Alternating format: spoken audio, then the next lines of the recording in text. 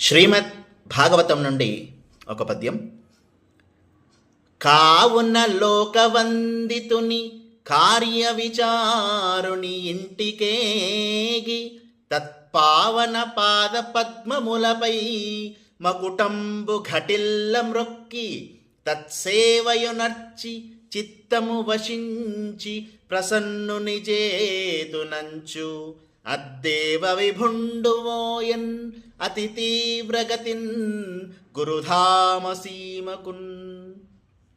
ఈ పద్యంలో కాబట్టి లోకవందితుడు కార్యవిజ్ఞుడు అయిన గురుదేవుని ఇంటికి పోయి ఆ మహాత్ముని పవిత్ర పాదపద్మాలపై కిరీటం సోకునట్లు నమస్కరించి చక్కగా సేవించి నా చిత్తాన్ని కుదుటపరుచుకుంటాను అంటూ ఇంద్రుడు అతి త్వరితంగా గురుదేవుని గృహానికి పోయాడు అని పద్యభావం. ధన్యవాదములు.